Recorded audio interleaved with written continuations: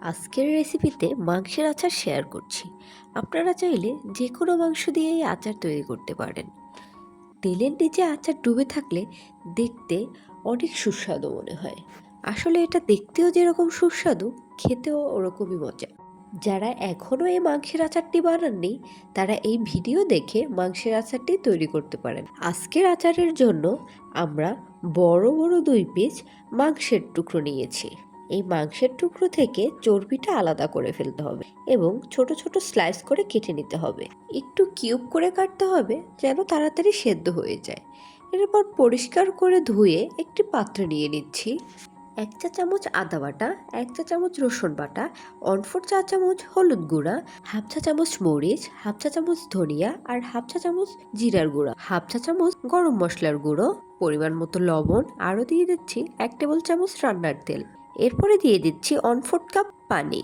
তারপরে মাংসের সাথে সবগুলো উপকরণ একসাথে নেড়েচেড়ে মিশিয়ে নিচ্ছি। এরপর পানির সাথে মশলাগুলো ভালোভাবে মিশিয়ে হালকা আঁচে মাংসটা সেদ্ধ করে নিতে হবে। এরপরে বারে বারে ঢাকনা খুলে নেড়েচেড়ে দিচ্ছি। একেবারে মাংসের পানি শুকিয়ে নিচ্ছি। এবারে মাংসের পানি পুরোপুরি শুকিয়ে গিয়েছে। এবারে মাংসের আচারের জন্য মশলা তৈরি করে নিচ্ছি। 1 চা চামচ পাঁচফোড়ন, 2টো শুকনো লঙ্কা মাঝখান থেকে চিড়ে নিয়েছি, 1 চা চামচ আস্ত ধনিয়া।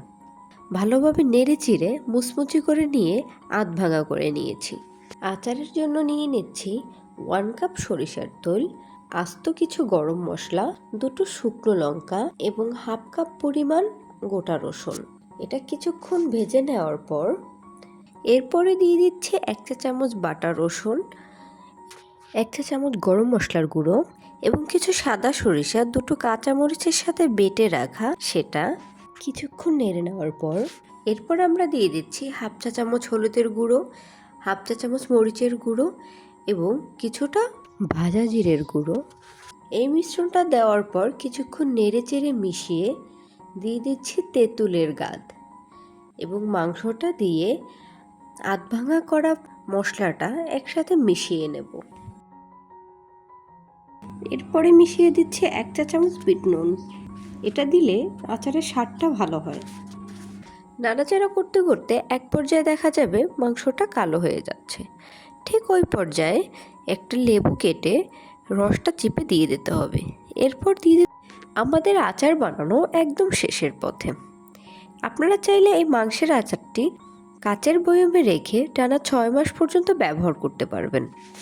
এরপরে দিতে হবে 1 কাপ পরিমাণ চিনি, সেটা ভালোভাবে মিশিয়ে নিতে হবে। আচার বানানো হয়ে গেছে, এখন আপনাদের সংরক্ষণ করার পালা। আশা করি আপনাদের এই সহজ রেসিপিটাও ভালো লেগেছে। ভালো লাগলে চ্যানেলটি সাবস্ক্রাইব করুন এবং সবসময় পাশে